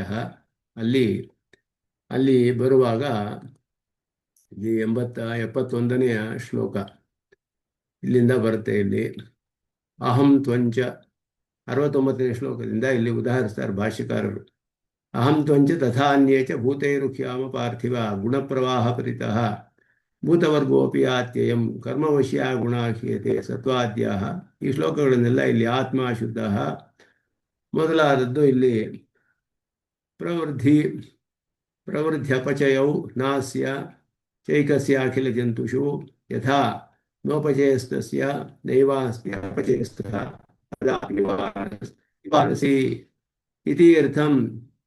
ಕಯಾ ಯುಕ್ತಿಯ ತ್ವಯಾ ಈರಿತಂ. ದಪ್ಪವಾಗಿದೆ ಅಂತ ಹೇಳಿದೆಯಲ್ಲ, ಪೀವಾನಸಿ ಅಂತ ಹೇಳಿ ದಪ್ಪವಾಗಿದೆ ಅಂದೆಲ್ಲ, ಯಾವ ಕಾರಣದಿಂದ ಹೇಳಿದೆ, ಯಾವ ಯುಕ್ತಿಯಿಂದ ಹೇಳ್ತೀನಿ ಅದನ್ನು. ಭೂಪ ಅಲ್ಲಿ ಹೇಳ್ತಾರೆ ಅವನು. ಅಲ್ಲಿ ಅದಕ್ಕೆ ಇಲ್ಲಿ ವ್ಯಾಖ್ಯಾನವನ್ನು ಮಾಡ್ತಾರೆ. ಇಲ್ಲಿ ಕೆಳಗಡೆ ಹೆಗಡಾಳ್ವಾನ್ ವ್ಯಾಖ್ಯಾನ. ಯದಿ ಅಹಂ ತ್ವಯಾ ನ ಊಹ್ಯೆ ಕೇನ ತರ್ಹಿ. ಅವನು ಹೇಳ್ದ, ನಾನು ಹೊತ್ಕೊಂಡು ಬಂದಿಲ್ಲ ಈ ಪಲ್ಲಕ್ಕಿಯನ್ನು. ಇದು ಹೆಗಡಾಳ್ವಾನ್ ವ್ಯಾಖ್ಯಾನ. ಇಲ್ಲಿ ನಾನೀಗ ತೋರಿಸ್ತಾ ಇರೋದು ಹೆಗಡಾಳ್ವಾನ್ ವ್ಯಾಖ್ಯಾನ ಈ ಶ್ಲೋಕಗಳಿಗೆ. ಅವನು ಹೇಳ್ದ, ನೀನು ಸರಿಯಾಗಿ ಹೊತ್ಕೊಂಡು ಬರ್ತಿಲ್ಲ ಅಂತ ಹೇಳಿ. ನಾನು ಹೊತ್ಕೊಂಡೇ ಇಲ್ವಲ್ಲ ಈ ಪಲ್ಲಕ್ಕಿಯನ್ನು ಅಂದ ಭರತ, ಜಡಭರತನು. ಆಗ ಅವನು ಕೇಳ್ತಾನೆ, ನೀನು ಹೊತ್ಕೊಂಡಿಲ್ಲ ಅಂದರೆ ಬೇರೆ ಯಾರು ಇದನ್ನು ಹೊತ್ಕೊಂಡಿದ್ದಾರೆ? ಯದಿ ಅಹಂ ತ್ವಯಾನ ಊಹ್ಯೆ ಕೇನ ತರ್ಹಿ. ನಿನ್ನಿಂದ ನಾನು ಹೊತ್ಕೊಂಡಿಲ್ಲ ಅಂದರೆ ಬೇರೆ ಯಾರಿಂದ ಹೊಡಲ್ಪಟ್ಟಿದ್ದೇನೆ? ಅದಕ್ಕೆ ಹೇಳ್ತಾನೆ, ಅಹಂ ತ್ವಂಚ, ನಾನು ನೀನು ಎಲ್ಲರೂ ಕೂಡ ಪಂಚಭೂತಗಳಿಂದನೇ ಭೂತೈಹಿ ದೇಹತ್ವೇನ ಪರಿಣತೈಹಿ, ದೇಹ ರೂಪದಲ್ಲಿ ಪರಿಣಾಮ ಹೊಂದಿರುವಂತಹ ಈ ಭೂತ ಸಂಘಾತ ಇದೆಯಲ್ಲ, ಭೂತ ಸಂಘಾತಸ್ಯ ಚ ಗಮನಾದಿ ವ್ಯಾಪಾರ ಭೇದ ಗುಣಕೃತ ಗುಣಪ್ರವಾಹ. ಇದರ ಗಮನಾದಿ ವ್ಯಾಪಾರಗಳೆಲ್ಲ ಗುಣಗಳಿಂದ ಆಗಿರುವಂತಹದ್ದು. ಗುಣಪರಿಣಾಮ ರೂಪ ತೀವ್ರ ಸ್ರೋತೋವೇಗ ಪರತಂತ್ರೋ ಯಾತಿ. ಅವುಗಳ ಒಂದು ವೇಗಕ್ಕೆ ಪರತಂತ್ರನಾಗಿ ಇವನು ಓಡಾಡೋದು ಮಾಡೋದೆಲ್ಲ ಮಾಡ್ತಾ ಇದ್ದಾನೆ ದೇಹದಲ್ಲಿ. ತ್ರಿಣಿವಿವ ವಾಯುದಕಾದಿಭಿ, ಗುಣಗಳಿಗೆ ಅಧೀನನಾಗಿ ಈ ಆತ್ಮರುಗಳು ದೇಹದೊಡನೆ ಇರುವವರು. ಒಂದು ಹುಲ್ಲು ಹೇಗೆ ಗಾಳಿಗೆ ಬೀಸ್ತಾ ಇರುತ್ತೋ ಹಾಗೆ ಗುಣಗಳ ಅಧೀನವಾಗಿ ಶರೀರದಲ್ಲಿ ಇದ್ದು ಈ ಕೆಲಸಗಳೆಲ್ಲ ಮಾಡ್ತಾ ಇದ್ದಾರೆ, ಗುಣಗಳ ಅಧೀನವಾಗಿ. ದುರ್ಬಲಮಿವ ದುಷ್ಟಾಶ್ವಾಹ, ದುಷ್ಟವಾದ ಅಶ್ವಗಳು ಹೇಗಿದೆಯೋ ದುರ್ಬಲವಾಗಿ ಹಾಗೆ. ಅಂತಃಕರಣ ಪರ್ಯಂತಂ ಸಂಘಾತಂ ತತ್ಸ್ಥಾ ಗುಣಾ ಗಮನ ಆಸನ ಇಚ್ಛಾ ರೂಪೇಣ ಬಹುದಾ ಪ್ರವರ್ತಯಂತಿ. ಇವನನ್ನ ಬೇರೆ ಬೇರೆ ಕೆಲಸ ಮಾಡೋ ಹಂಗೆ ಮಾಡುತ್ತೆ. ಈ ದೇಹವು ಸಂಘಾತ ರೂಪವಾದದ್ದು. ಅಂತಃಕರಣದವರೆಗೆ ಎಲ್ಲವೂ ಸಂಘಾತ ರೂಪವಾಗಿರೋದು. ಅದರಲ್ಲಿರುವ ಗುಣಗಳೆಲ್ಲ ಇವನನ್ನ ಗಮನ ಆಸನ ಇಚ್ಛಾ ದ್ವೇಷ ಎಲ್ಲ ರೂಪಗಳಲ್ಲಿಯೂ ಅನೇಕ ವಿಧವಾಗಿ ಪ್ರವೃತ್ತಿ ಮಾಡೋ ಹಾಗೆ ಮಾಡುತ್ತೆ. ಆದ್ದರಿಂದ ಗೀತೆಯಲ್ಲಿ ಹೇಳಿದಲ್ಲ, ಪ್ರಕೃತೇ ಕ್ರಿಯಮಾಣಾನಿ ಗುಣೈ ಕರ್ಮಾಣಿ ಸರ್ವ. ಇಲ್ಲಿ ಗೀತೆಯ ಶ್ಲೋಕವನ್ನು ಇದರಲ್ಲಿ ಉದಾಹರಿಸ್ತಾರೆ ಹೆಂಗಳಾಳ್ವಾನ್. ಈ ಗುಣಗಳೆಲ್ಲ ಯಾಕೆ, ಹೇಗೆ ಇವನಿಗೆ ಇವನಿಗೆ ಸಂಬಂಧ ಬಂತು ಅಂದರೆ, ಗುಣಾಶ್ಚ ಪ್ರಾಚೀನ ಕರ್ಮ ಯತ್ತ ಪ್ರವೃತ್ತಯ. ಯಾಕೆ ಈ ಗುಣಗಳು ಹೀಗೆ ಇವನನ್ನು ಓಡಾಡಿಸುತ್ತೆ ದೇಹದ ಸೇರಿಬಿಟ್ಟು ಅಂದರೆ, ಪ್ರಾಚೀನ ಕರ್ಮ ಆಯತ್ತ ಪ್ರವೃತ್ತಯ, ಅದಕ್ಕೆ ಅಧೀನವಾದ ಪ್ರವೃತ್ತಿಗಳು. ಕರ್ಮಚ ಅವಿದ್ಯಾ ಮೂಲಂ, ಅವನಿಗೆ ಸರಿಯಾದ ಜ್ಞಾನವಿಲ್ಲ. ಅನಾತ್ಮಸು, ಆತ್ಮವಲ್ಲದೆ ಇರೋದರಲ್ಲಿ. ದೇವಾದಿ ದೇಹೇಶು ಆತ್ಮಬುದ್ಧಿ ಅವಿದ್ಯ, ದೇವ ಮೊದಲಾದ ದೇಹಗಳಲ್ಲಿ, ಆತ್ಮವಲ್ಲದ ದೇಹಗಳಲ್ಲಿ ಆತ್ಮ ಅನ್ನುವ ಬುದ್ಧಿ, ಅದುವೇ ಅವಿದ್ಯ. ತಚ್ಚ ಅವಿದ್ಯಾ ಮೂಲಂ ಕರ್ಮ ಬ್ರಹ್ಮಾದಿ ಸರ್ವಜಂತು ಸಾಧಾರಣಂ ತಚ್ಚ ಅಶೇಷೇಷು ಜಂತುಷು, ಎಲ್ಲ ಪ್ರಾಣಿಗಳಲ್ಲಿಯೂ ಅದು ಇದೆ. ಅವಿದ್ಯಾ ಸಂಚಿತಂ ಕರ್ಮ ತಚ್ಚ ಅಶೇಷೇಷು ಜಂತುಷು, ಅವಿದ್ಯೆಯಿಂದ ಸಂಚಿತವಾಗಿರೋದು ಎಲ್ಲ ಪ್ರಾಣಿಗಳು ಇದೆ. ಜಗನ್ಮುಖ ಬ್ರಹ್ಮನಿಂದ ಎಲ್ಲರಲ್ಲಿಯೂ ಇದೆ ಅದು. ಏವಂ ಆತ್ಮನಃ ದೃಶ್ಯತ್ವಂ ವಾಹಕತ್ವಂ ಚ ನಾಸ್ತಿ ಇತಿ ಉಕ್ತಂ. ಇದರಿಂದ ಇವನು ಶರೀರವು ಹಿಂಗೆ ಓಡಾಡಿಸುತ್ತೆ, ಇವನ್ನ ಗುಣಗಳಿಂದ ಆಗಿರೋದು, ಅದಕ್ಕೆ ಕರ್ಮ ಮೂಲವಾದದ್ದು, ಅದಕ್ಕೆ ಅವಿದ್ಯೆ ಮೂಲವಾದದ್ದು. ಇವುಗಳಿಂದ ಈ ಪ್ರವೃತ್ತಿಗಳನ್ನೆಲ್ಲ ಮಾಡ್ತಿದ್ದಾನೆ ಹೊರತು ನಾನು ನಿನ್ನನ್ನು ಹೊತ್ಕೊಂಡು ಹೋಗಿಲ್ಲ ಅಂತ, ಹೊತ್ಕೊಳ್ತಾ ಇಲ್ಲ, ನಾನು ಹೋಗ್ತಾ ಇಲ್ಲ, ನೀನು ಹೊರಲ್ಪಡ್ತಾ ಇಲ್ಲ ಅಂತ ಹೇಳಿ ದೃಶ್ಯತ್ವ ವಾಹಕತ್ವ ಇದೆಲ್ಲ ಇಲ್ಲ ಆತ್ಮನಿಗೆ.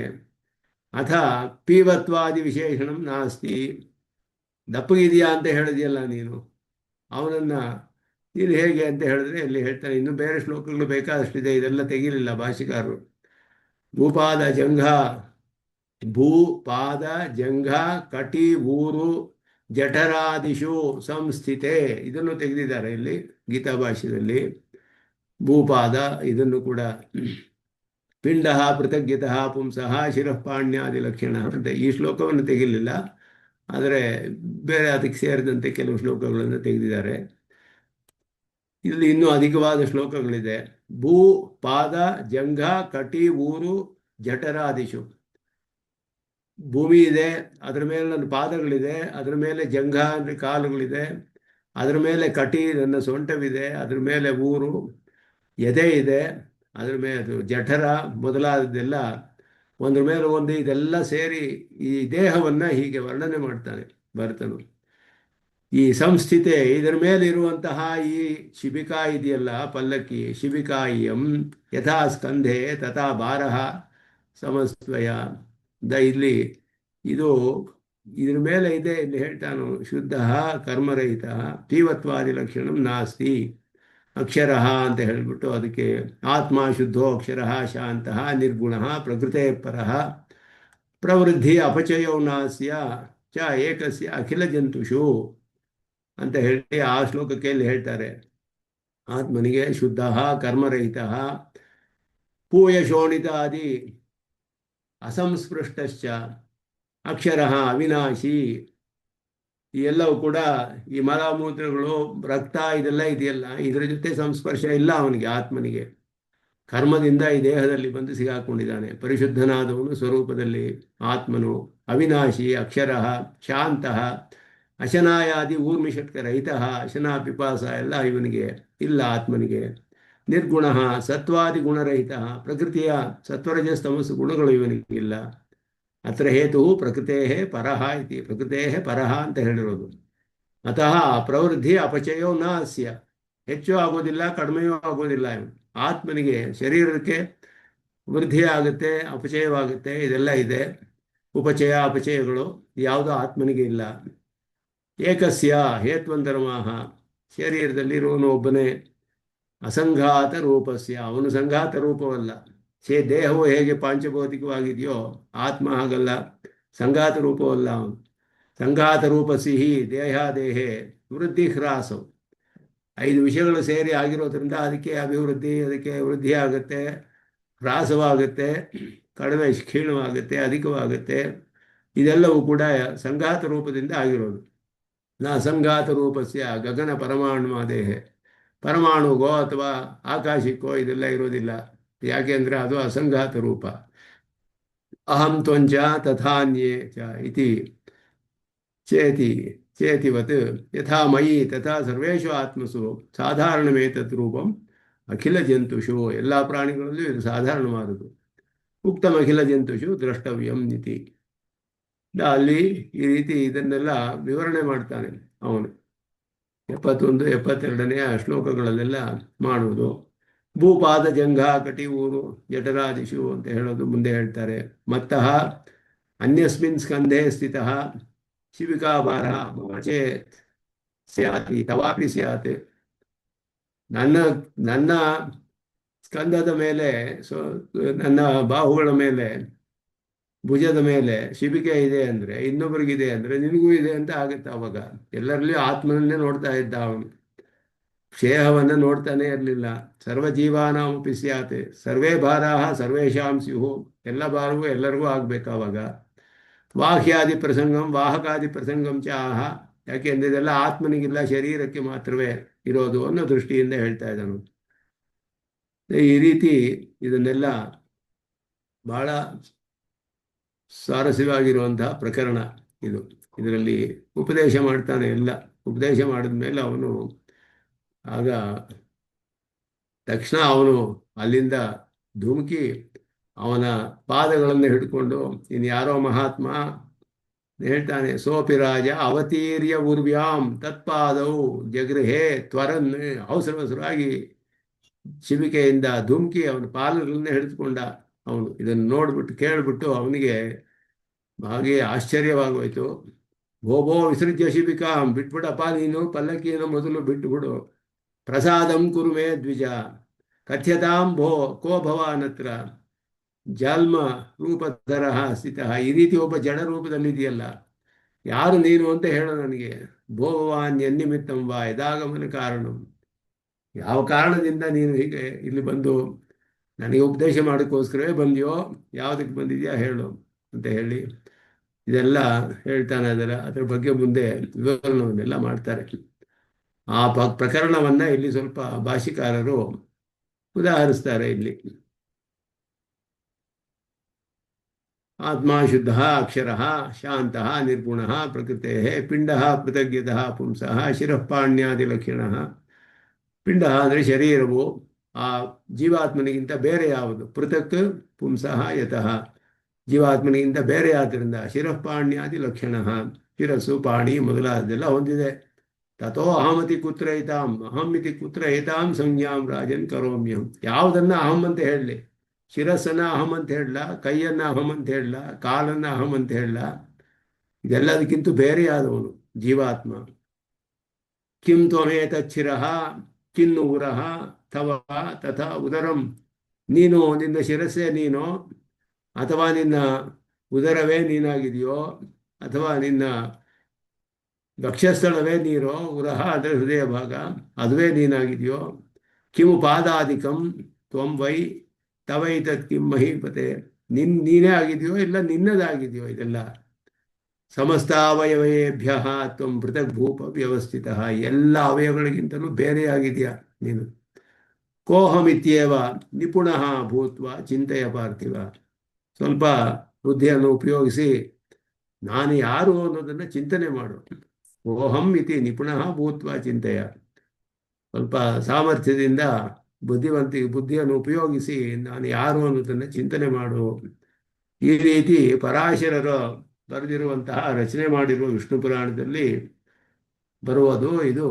ಅನೇಕ ವಿಧವಾಗಿ ಶರೀರ ಜೀವಾತ್ಮ ಲಕ್ಷಣಗಳೆಲ್ಲ ಋಷಿಭಿ ಬಹುಧಾಗೀತಂ ಅನ್ನೋದಕ್ಕೆ ಜಡಭರತನ ಒಂದು ಇದನ್ನ ಪ್ರಕರಣವನ್ನ ಇಲ್ಲಿ ಉದಾಹರಿಸ್ತಾರೆ ಭಾಷಿಕಾರರು. ಏವಂ ವಿವಿಕ್ತಯೋ ದ್ವಯೋ ವಾಸುದೇವಾತ್ಮಕತ್ವಂ ಚ ಆಹುಹು. ಇಷ್ಟೇ ಅಲ್ಲ, ಎಲ್ಲವೂ ಕೂಡ ವಾಸುದೇವಾತ್ಮಕವು. ವಿವಿಕ್ತಯೋ ದ್ವಯೋ, ಬೇರೆ ಬೇರೆಯಾದ ಶರೀರವು ಕ್ಷೇತ್ರಜ್ಞನು ಇಬ್ಬರೂ ಕೂಡ ವಾಸುದೇವಾತ್ಮಕಂ, ಪರಮಾತ್ಮನ ವಾಸುದೇವನನ್ನೇ ಆತ್ಮನಾಗಿ ಉಳ್ಳವು ಅನ್ನ. ಇಂದ್ರಿಯಾಣಿ ಮನೋಬುದ್ಧಿ ಸತ್ವಂ ತೇಜೋ ಬಲಂ ಧೃತಿ ವಾಸುದೇವಾತ್ಮಕಾನ್ಯಾಹು ಕ್ಷೇತ್ರಂ ಕ್ಷೇತ್ರಜ್ಞಮೇವ ಚ. ಇಲ್ಲಿ ವಿಶ್ವಕ್ಸೇನ ಸಂಹಿತೆ ಅಂತ ಹೇಳಿ, ಅದರಿಂದ ಇದನ್ನ ವಿಷ್ಣು ಸಹಸ್ರನಾಮ ಶ್ಲೋಕಗಳಲ್ಲಿ ಧ್ಯಾನ ಶ್ಲೋಕದಲ್ಲಿ ಹೇಳ್ತೀವಿ ಕಡೆಯಲ್ಲಿ. ಇಂದ್ರಿಯಾಣಿ ಮನೋಬುದ್ಧಿ ಸತ್ವಂ ತೇಜೋ ಬಲಂ ಧೃತಿ ವಾಸುದೇವಾತ್ಮಕಾನ್ಯಾಹು ಕ್ಷೇತ್ರಂ ಕ್ಷೇತ್ರಜ್ಞಮೇವ ಚ ಅಂತ ಹೇಳಿ ಅದನ್ನೆಲ್ಲ ಉದಾಹರಿಸಿದ್ರು. ಋಷಿಭಿ ಬಹುಧಾಗೀತಂ ಅಂತ ಹೇಳೋದಕ್ಕೆ. ಛಂದೋಭಿ ವಿವಿಧೈ ಪೃಥಕ್ ಪೃಥಕ್ ವಿಧೈ ಛಂದೋಭಿಶ್ಚ ಋಗ್ಯಜುಸ್ಸಾಮ ಅಥರ್ವಭಿ ದೇಹಾತ್ಮನೋ ಸ್ವರೂಪಂ ಪೃಥಕ್ ಗೀತಂ. ವೇದಗಳು ಕೂಡ ಬೇರೆ ಬೇರೆ ಆದ ಈ ವೇದಗಳೆಲ್ಲ ವ್ಯಾಸರು ವಿಂಗಡಣೆ ಮಾಡಿದ್ದಾರೆ. ಅಲ್ಲಿಯೂ ಬೇಕಾದಷ್ಟು ಈ ಸ್ವರೂಪವೆಲ್ಲ ದೇಹ ಆತ್ಮನ ಸ್ವರೂಪಗಳು ಹೇಳಲ್ಪಟ್ಟಿದೆ. ತಸ್ಮಾದ್ ಆತ್ಮನ ಆಕಾಶ ಸಂಭೂತಃ ಆಕಾಶಾದ್ ವಾಯು ವಾಯೋರಗ್ನಿ ಅಗ್ನೇರಾಪಃ ಅದ್ಯ ಪೃಥಿವೀ ಪೃಥಿವ್ಯಾ ಓಷಧಯಃ ಓಷಧೀಭ್ಯೋನ್ನಂ ಅನ್ನಾತ್ ಪುರುಷ ಸವಾಯೇಷ ಪುರುಷೋ ಅನ್ನರ ಸಮಯ. ಇಲ್ಲಿವರೆಗೂ ರಸಮಯ ಅನ್ನರಸಮಯ ಅಂತ ಹೇಳೋನು ಶರೀರ. ಅನ್ನರಸಮಯ ಅನ್ನೋದು ಶರೀರವನ್ನು ತಿಳಿಸುತ್ತೆ. ಅನ್ನರಸದ ವಿಕಾರ, ಮಯಟ್ ಪ್ರತ್ಯಯವು ಇಲ್ಲಿ ವಿಕಾರಾರ್ಥದಲ್ಲಿದೆ. ಅನ್ನರಸದ ವಿಕಾರವೇ ಶರೀರ. ಪುರುಷ ಅಂತ ಇಲ್ಲಿ ಹೇಳಿರೋದು ಶರೀರವನ್ನು ತಿಳಿಸುತ್ತೆ. ಏಷ ಪುರುಷ ಇದಂ ಶರೀರಂ ಅಂತ ಅರ್ಥ. ಅನ್ನರಸಮಯ ಇತಿ ಶರೀರ ಸ್ವರೂಪಮವಿಧಾಯ, ಶರೀರ ಸ್ವರೂಪವನ್ನು ಆನಂದವಲ್ಲಿ ತೈತಿರಿಯೋಪನಿಷತ್ತಿನಲ್ಲಿ ಹೇಳಿ, ಏತಸ್ಮಾತ್ ಆತ್ಮನಃ ಅಂತ ಹೇಳಿರುವಾಗ ಆತ್ಮ ಆದವನು ಮೊದಲು ಬ್ರಹ್ಮವಿದಾಪ್ನೋತಿ ಪರಂ ಅಂತ ಆರಂಭಿಸಿ ಹೇಳುವಂತಹ ಆ ಪರಮಾತ್ಮನನ್ನು ಸತ್ಯಂ ಜ್ಞಾನಮನಂತಂ ಬ್ರಹ್ಮ ಅಂತ ಹೇಳಿ, ಆಮೇಲೆ ಏತಸ್ಮಾದ್ ಆತ್ಮನಃ ಆಕಾಶ ಸಂಭೂತಃ ಅವನ್ನೇ ಹೇಳ್ತಾ ಇರೋದು ಇಲ್ಲಿ. ಪರಮಾತ್ಮನಿಂದಲೇ ಆಕಾಶವು ಉಂಟಾಯಿತು, ಆಕಾಶದಿಂದ ವಾಯು, ವಾಯುವಿಂದ ಅಗ್ನಿ, ಅಗ್ನಿಯಿಂದ ಅಪ್ಪು, ಅಪ್ಪಿನಿಂದ ಪೃಥ್ವಿ, ಅದರಿಂದ ಗಿಡಗಳು ಮರಗಳು ಎಲ್ಲ, ಅದರಿಂದ ಅನ್ನ, ಅನ್ನದಿಂದ ಪುರುಷ ಅಂದರೆ ದೇಹ. ಇದು ಶರೀರ ಸ್ವರೂಪವನ್ನು ತಿಳಿಸುತ್ತೆ. ತಸ್ಮಾತ್ ಅಂತರಂ ಪ್ರಾಣಮಯಂ, ಅನ್ಯೋಂತರ ಆತ್ಮ ಪ್ರಾಣಮಯ ಅಂತ ಹೇಳಿದೆ. ಅದಕ್ಕೆ ಅನ್ಯೋಂತರ ಆತ್ಮ ಪ್ರಾಣಮಯ. ಅನ್ನಮಯ ಪುರುಷ ಇದ್ದಾನಲ್ಲ, ಅವನಿಗಿಂತ ಅನ್ಯ ಅಂತರಃ ಆತ್ಮ, ಅವನು ಒಳಗಡೆ ಇರುವವನು, ಅದಕ್ಕಿಂತ ಬೇರೆಯಾದವನು ಪ್ರಾಣಮಯ ಅಂತ ಹೇಳಿ. ತಸ್ಮಾಚ್ಚ ಅಂತರಂ ಮನೋಮಯವ ವಿಧಾಯ, ಅದಕ್ಕಿಂತ ಬೇರೆಯಾದವನು ಮನೋಮಯ ಅಂತ ಹೇಳಿ. ತಸ್ಮಾತ್ ಮನೋಮಯಾತ್ ಅನ್ಯ ಅಂತರ ಆತ್ಮ ವಿಜ್ಞಾನಮಯ, ಬೇರೆಯಾದವ. ಅಂತರ ಅಂದರೆ ಬೇರೆಯಾದವನು ಅಂತ ಅರ್ಥ. ಅನ್ಯ ಬೇರೆಯಾದವನು, ಆತ್ಮ ವಿಜ್ಞಾನಮಯ, ಜೀವಾತ್ಮನು ಬೇರೆ. ಇತಿ ಕ್ಷೇತ್ರಜ್ಞ ಸ್ವರೂಪ ಅಭಿಧಾಯ, ವಿಜ್ಞಾನಮಯ ಅನ್ನೋದು ಕ್ಷೇತ್ರಜ್ಞನನ್ನು ತಿಳಿಸುತ್ತೆ. ತಸ್ಮಾದ್ವಾ ಏತಸ್ಮಾತ್ ವಿಜ್ಞಾನಮಯಾತ್ ಅನ್ಯೋಂತರ ಆತ್ಮ ಆನಂದಮಯ. ಈ ವಿಜ್ಞಾನಮಯನಿಗಿಂತ ಬೇರೆಯಾದವನು ಇನ್ನೊಬ್ಬನು, ಇವನಿಗಿಂತ ಬೇರೆಯಾದವನು ಆನಂದಮಯ ಅಂತ ಪರಮಾತ್ಮನನ್ನು ಕ್ಷೇತ್ರಜ್ಞಸ್ಯಾಪಿ ಅಂತರಾತ್ಮತೆಯ ಆನಂದಮಯ ಪರಮಾತ್ಮ ಅಭೀತಃ, ಅಂತರಾತ್ಮನಾದ ಆನಂದಮಯನನ್ನು ಹೇಳಿ ಪರಮಾತ್ಮನನ್ನು ಹೇಳಲ್ಪಟ್ಟಿದೆ. ಅವನಿಗೆ ಯಾರೋ ಅಂತರಾತ್ಮ ಇಲ್ಲ ಅಂತ ಅಲ್ಲಿಗೆ ನಿಲ್ಲಿಸ್ತು. ಅವನಿಗೆ ಅವನೇ ಆತ್ಮ ಅಂತ ಹೇಳಿ ಅಲ್ಲಿಯವರೆಗೂ ಹೇಳ್ಕೊಂಡು ಹೋಗಿ ಆತ್ಮವನ್ನು, ಜೀವಾತ್ಮನ ಸ್ವರೂಪವನ್ನು, ಅವನಿಗೂ ಆತ್ಮನಾದ ಪರಮಾತ್ಮನನ್ನು ಅಲ್ಲಿ ಆನಂದವಲ್ಲಿಯಲ್ಲಿ ಉಪದೇಶ ಮಾಡಲ್ಪಟ್ಟಿದೆ. ಇದು ವೇದದಲ್ಲಿ ಹೇಳಿರುವಂತಹದ್ದು. ಏವಂ ಋಕ್ಸಾಮಾಥರ್ವಸು ಚ ತತ್ರ ಋಗ್ವೇದ, ಸಾಮವೇದ, ಅಥರ್ವವೇದದಲ್ಲಿಯೂ ಅಲ್ಲಲ್ಲಿ ಕ್ಷೇತ್ರಜ್ಞಯೋ ಪೃಥಕ್ ಭಾವ ತಯೋ ಬ್ರಹ್ಮಾತ್ಮಕತ್ವಂಚ ಸುಸ್ಪಷ್ಟಂ ಗೀತಂ. ಕ್ಷೇತ್ರಜ್ಞರು ಬೇರೆ ಬೇರೆಯಾದವರು, ಇಬ್ಬರೂ ಕೂಡ ಬ್ರಹ್ಮಾತ್ಮಕರೇ. ಇದು ಬಹಳ ಸ್ಪಷ್ಟವಾಗಿ ಎಲ್ಲ ವೇದಗಳಲ್ಲಿಯೂ ಹೇಳಲ್ಪಟ್ಟಿದೆ.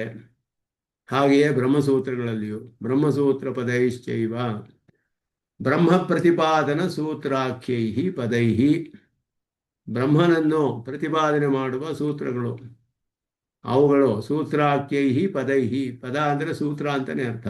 ಬ್ರಹ್ಮಸೂತ್ರ ಪದೈ ಅಂದರೆ ಬ್ರಹ್ಮನನ್ನು ಪ್ರತಿಪಾದನೆ ಮಾಡುವ ಸೂತ್ರಗಳು, ಅವುಗಳಿಂದ ಶಾರೀರಕ ಸೂತ್ರೈ ಅಂತ ಅರ್ಥ. ಬ್ರಹ್ಮಸೂತ್ರ ಪದೈ ಅಂದರೆ ಶಾರೀರಕ ಸೂತ್ರೈ ಅಂತ ಅರ್ಥ. ಸೂತ್ರ ಅನ್ನುವ ಹೆಸರನ್ನುಳ್ಳ ಪದಗಳು, ಬ್ರಹ್ಮನನ್ನು ಪ್ರತಿಪಾದನೆ ಮಾಡುವ ಸೂತ್ರ ಅನ್ನುವ ಹೆಸರನ್ನುಳ್ಳ ಪದಗಳಿಂದ ಶಾರೀರಕ ಸೂತ್ರಗಳು ಅಂತ ಅದಕ್ಕೆ ಹೆಸರು.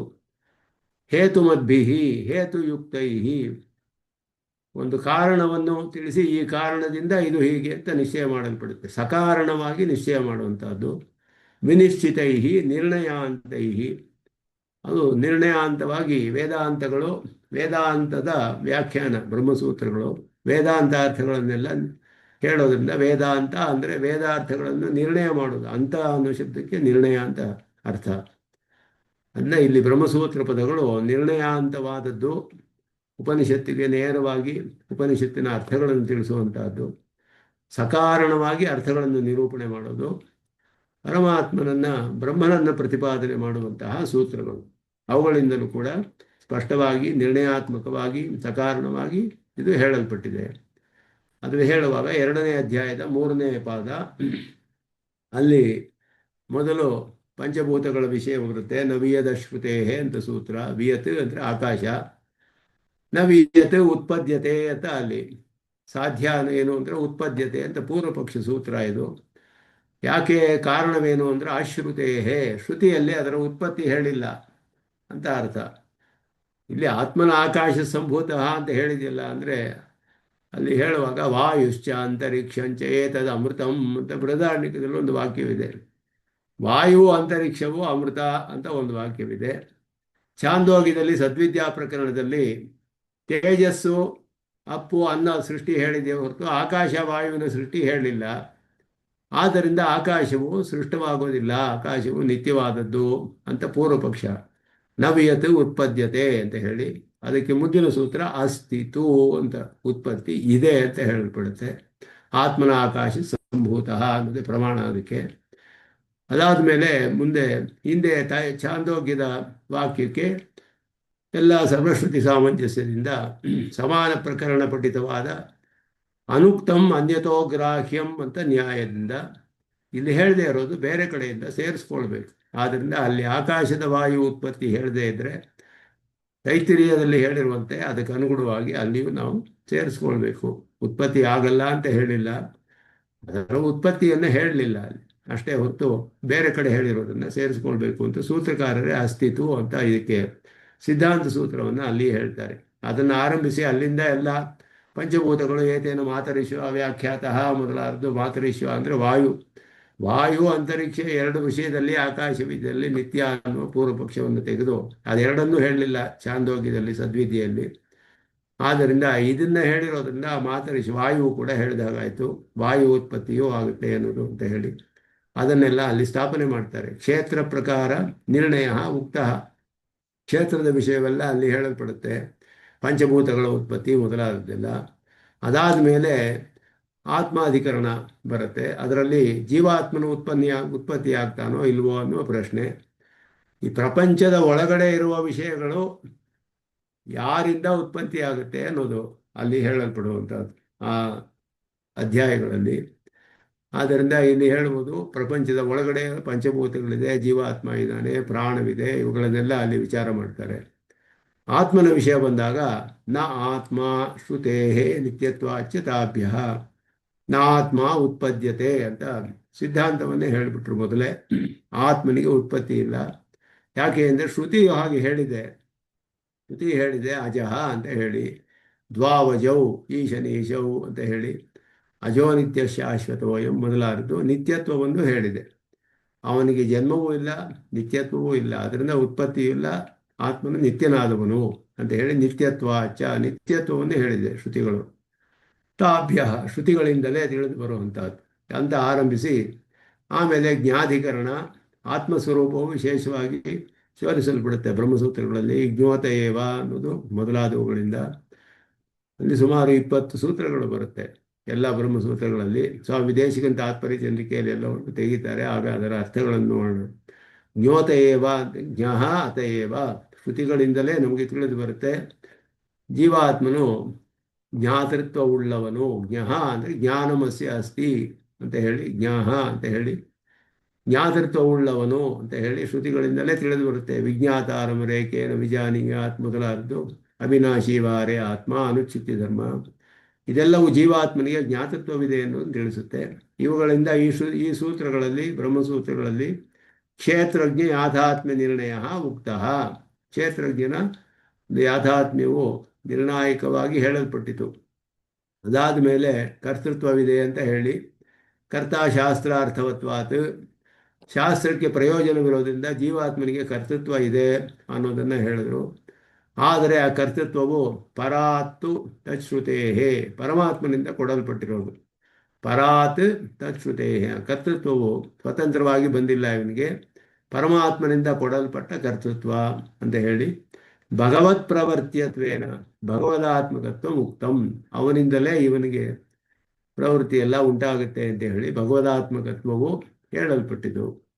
ಏವಂ ಬಹುಧಾ ಗೀತಂ ಕ್ಷೇತ್ರ ಕ್ಷೇತ್ರಜ್ಞ ಯಾಥಾತ್ಮ್ಯಂ ಮಯ ಸಂಕ್ಷೇಪೇಣ ಸ್ಪಷ್ಟಂ ಉಚ್ಯಮಾನಂ ಶೃಣು ಇತ್ಯರ್ಥ. ಇನ್ನು ಮುಂದೆ ಹೇಳ್ತೀನಿ. ಕ್ಷೇತ್ರ ಮತ್ತು ಕ್ಷೇತ್ರಜ್ಞರ ಯಾಥಾತ್ಮ್ಯವು ಅನೇಕ ವಿಧವಾಗಿ ಋಷಿಗಳಿಂದಲೂ ವೇದಗಳಲ್ಲಿಯೂ ಬ್ರಹ್ಮಸೂತ್ರಗಳಲ್ಲಿಯೂ ಎಲ್ಲ ನಿಶ್ಚಯಾತ್ಮಕವಾಗಿ ಹೇಳಲ್ಪಟ್ಟಿದೆ. ಈ ರೀತಿ ಅನೇಕ ವಿಧವಾಗಿ ಹೇಳಿರೋದನ್ನ ಅಷ್ಟು ವಿಸ್ತಾರವಾಗಿ ಎಲ್ಲ ಓದಿ ಅದನ್ನು ತಿಳಿದುಕೊಳ್ಳೋದಕ್ಕೆ ಕಷ್ಟ. ನಾನು ಸಂಕ್ಷೇಪವಾಗಿ ನಿನಗೆ ಹೇಳ್ತೀನಿ ಕೇಳು ಅಂತ ಕೃಷ್ಣನು ಉಪದೇಶ ಮಾಡ್ತಾ ಇರೋದು. ಅತ್ಯಂತ ವಿಸ್ತಾರವಾಗಿ ಎಲ್ಲ ಕಡೆಯೂ ಹೇಳಲ್ಪಟ್ಟಿದೆ. ಬಹುಧಾ ಗೀತಂ, ಅದನ್ನೆಲ್ಲ ನೀನು ತಿಳಿಬೇಕಾಗಿಲ್ಲ, ನಾನು ನಿಂಗೆ ಸಂಕ್ಷೇಪವಾಗಿ ತಿಳಿಸ್ಬಿಡ್ತೀನಿ, ಇದನ್ನು ತಿಳಿಸ್ಕೋ ಅಂತ ಕೃಷ್ಣ ನೀನು ಉಪದೇಶ ಮಾಡ್ತೇವೆ. ಕ್ಷೇತ್ರಜ್ಞ ಅಧಾತ್ಮ್ಯಂ ಮಯಾ ಸಂಕ್ಷೇಪೇಣ, ಆದರೆ ಸಂಕ್ಷೇಪವಾಗಿ ಹೇಳಿದ್ರೆ ಅರ್ಥ ಸ್ಪಷ್ಟವಾಗೋದಿಲ್ಲ ಅಂದರೆ ಸುಸ್ಪಷ್ಟಂ ಅಂತ ಹೇಳು. ಸ್ಪಷ್ಟವಾಗಿಯೂ ಹೇಳ್ತೀನಿ, ನೀನು ತಿಳಿಯೋ ಹಾಗೆ ಹೇಳ್ತೀನಿ. ಉಚ್ಯಮಾನಂ ಶೃಣು ಅಂತ ಹೇಳಿ ಮುಂದೆ ಅದನ್ನು ತಿಳಿಸ್ತಾರೆ. ಸ್ವೇನ ಉಪದಿಶ್ಯಮಾನಸ್ಯ ಅರ್ಥಸ್ಯ ಇತಿಹಾಸ ಪುರಾಣ ಮೀಮಾಂಸಾನುಗೃಹೀತ ಅನೇಕ ಶ್ರುತಿ ಸಿದ್ಧತ್ವಮಹರ್ಷಿಭಿರಿತಿ ಶ್ಲೋಕೇನ. ಪರಮಾತ್ಮನು ತಾನೇ ಉಪದೇಶ ಮಾಡ್ತಿದ್ರು. ತಾನು ಮಾಡ್ತಿರುವ ಈ ಉಪದೇಶ, ಅದರಲ್ಲಿ ಉಪದೇಶ ಮಾಡುವಂತಹ ಅರ್ಥಗಳು ಇತಿಹಾಸ, ಪುರಾಣ, ಮೀಮಾಂಸ ಇವುಗಳಿಂದ ಅನುಗ್ರಹೀತವಾದದ್ದು, ಇದಕ್ಕೆ ಅನುಗುಣವಾಗಿರುವಂತಹದ್ದು. ಮತ್ತೆ ಅನೇಕ ಸಿದ್ಧವಾದ ಶ್ರುತಿಗಳಲ್ಲಿಯೂ ಸಿದ್ಧವಾದ. ಮೀಮಾಂಸ ಅಂದರೆ ಬ್ರಹ್ಮಮೀಮಾಂಸ, ಬ್ರಹ್ಮಸೂತ್ರಗಳು, ಎಲ್ಲದರಿಂದಲೂ ಕೂಡ ಸಿದ್ಧವಾದ ಅರ್ಥಗಳದೇ ಅನ್ನೋದನ್ನ ಪ್ರಾಮಾಣಿಕವಾಗಿದೆ ಅಂತ ಪರಮಾತ್ಮನೇ ಉಪದೇಶ ಮಾಡ್ತಿದ್ರು. ಅದಕ್ಕೆ ಪ್ರಮಾಣವನ್ನು ತೋರಿಸ್ತಾ ಇದ್ರು. ವಿಷದೋಪಬ್ರಹ್ಮಣ ವಾಕ್ಯಾನುಸಾರೇಣ ಅವಿಷದ ವೇದವಾಕ್ಯಾರ್ಥ ನಿಶ್ಚಯಾಯ ಪರಮಂ ಋಷಿಭಿ ಗೀತತ್ವೋಕ್ತಿ. ವಿಷದವಾಗಿ ಉಪಬೃಂಹಣ ಮಾಡುವ ವಾಕ್ಯಗಳು, ಅದಕ್ಕೆ ಅನುಗುಣವಾಗಿ ವೇದವಾಕ್ಯಗಳೆಲ್ಲ ಹೇಗಿದೆ ಅಂದರೆ ಅವಿಷದವಾಗಿದೆ.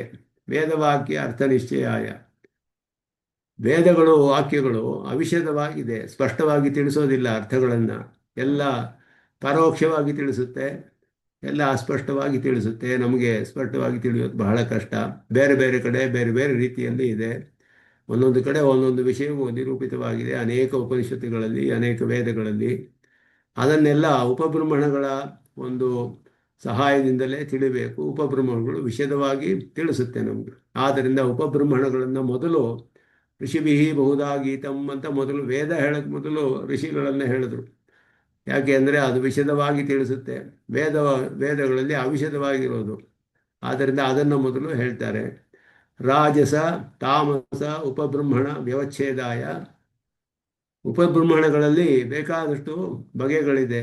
ರಾಜಸ ಪುರಾಣಗಳಿದೆ, ತಾಮಸ ಪುರಾಣಗಳಿದೆ, ಮೊದಲಾದದೆಲ್ಲ ಇರೋದರಿಂದ ಸಾತ್ವಿಕ ಪುರಾಣಗಳು ಮಾತ್ರವೇ ಪ್ರಮಾಣವಾದ್ದರಿಂದ ಋಷಿಭಿ ಬಹುಧಾ ಗೀತಂ ಅಂದರೆ ಯಾವ ಋಷಿಗಳಿಂದ ಯಾವ ಪುರಾಣಗಳು ಎಲ್ಲವೂ ಸೇರಿದೆಯೇ ಅಂದರೆ ಪರಾಶರಾದಿಭಿ ಅಂತ ಸ್ಪಷ್ಟಪಡಿಸ್ತಾರೆ.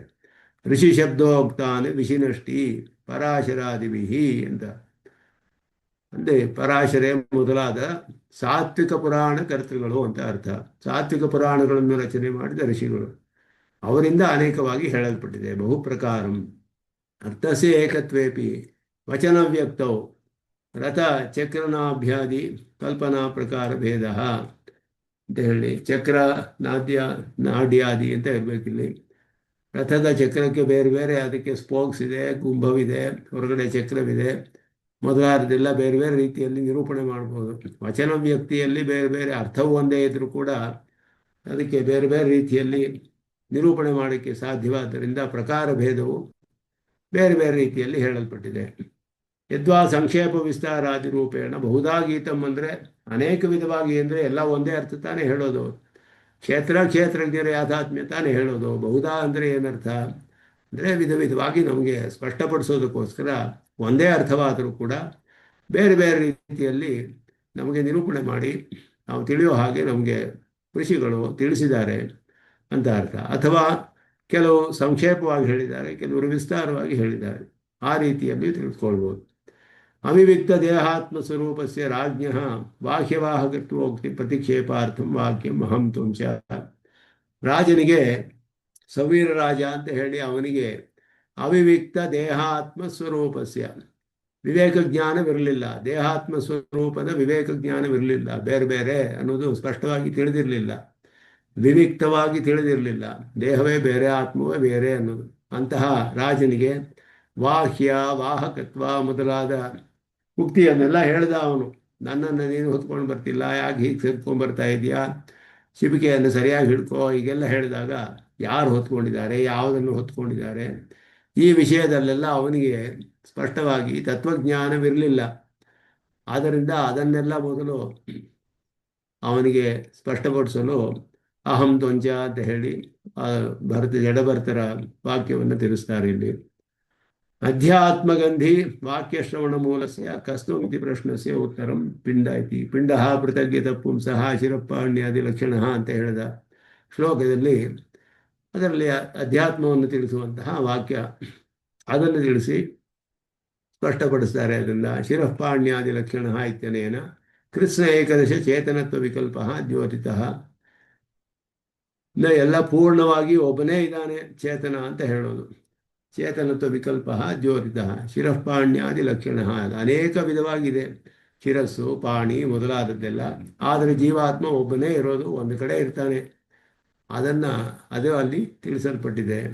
ಅದಕ್ಕಿಂತ ಬೇರೆಯಾದವನು ಅಂತ.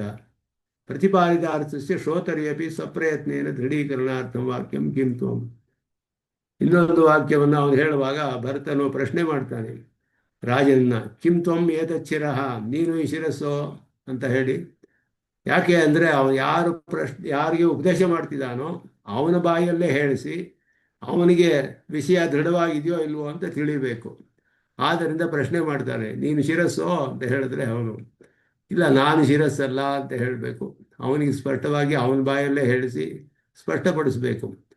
ಶ್ರೋತರಿ ಅಪಿ ಪ್ರತಿಪಾದಿತಾರ್ಥಸ್ಯ ಶ್ರೋತರಿ ಅಪಿ, ಕೇಳುವಲ್ಲಿಯೂ ಕೂಡ ಸ್ವಪ್ರಯತ್ನೇನ ದೃಢೀಕರಣಾರ್ಥ, ತಾನೇ ಪ್ರಯತ್ನಪಟ್ಟು ದೃಢಪಡಿಸ್ಕೊಳ್ಬೇಕು. ಅದಕ್ಕೋಸ್ಕರ ಕಿಂ ತ್ವಂ ಅಂತ ಹೇಳಿ, ನೀನು ಬರೀ ಶಿರಸ್ಸೋ ಅಥವಾ ಪಾಣಿಯೋ ಏನು ನೀನು ಅಂತ ಪ್ರಶ್ನೆ ಮಾಡ್ತಾನೆ. ಕಿಂ ನೂರಃ ತವ ತಥೋದರಂ. ಅವಾಗ ಅವನು ವಿಚಾರ ಮಾಡಿ ದೃಢಪಡಿಸ್ಕೊಳ್ಬೇಕು ನಾನು ಯಾರು ಅನ್ನೋದನ್ನು.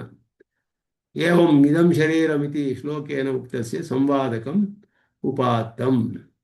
ಇದಂ ಶರೀರಂ ಕೌಂತೆಯ ಕ್ಷೇತ್ರಮಿತಿ ಅಭಿಧೀಯತೆ ಅಂತ ಹೇಳಲ್ಪಟ್ಟ ಶ್ಲೋಕದ ಒಂದು ಸಂವಾದಕ ಅಂದರೆ ಅದೇ ಅರ್ಥವನ್ನು ತಿಳಿಸುವಂತಹ ಇನ್ನೊಂದು ಪ್ರಮಾಣ ಬೇರೆ ಒಂದು ಗ್ರಂಥದಲ್ಲಿ ಇರುವಂತಹದ್ದು, ಅದೇ ಗ್ರಂಥದಲ್ಲಿ ಇರ್ಬೋದು, ಬೇರೆ ಗ್ರಂಥದಲ್ಲಿ ಇರ್ಬೋದು.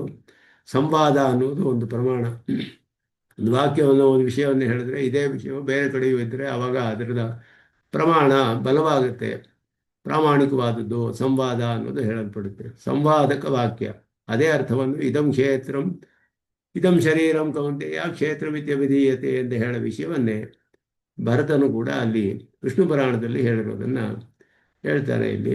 ಅದಕ್ಕೆ ಮುಂದೆ ಕೆಲವು ಪ್ರಶ್ನೆಗಳನ್ನು ಹಾಕಿ ಇಲ್ಲಿ ಬ್ರಹ್ಮಸೂತ್ರಗಳ ವಿಷಯ ಅದೆಲ್ಲ ವಿಚಾರ ಮಾಡ್ತಾರೆ. ಮುಂದೆ ಕ್ಷೇತ್ರಗಳ ವಿಷಯದಲ್ಲಿ ಸ್ವಾಮಿ ದೇಶಿಕನಲ್ಲಿ ಸ್ವಲ್ಪ ವಿಸ್ತಾರವಾಗಿ ವಿಚಾರ ಮಾಡ್ತಾರೆ.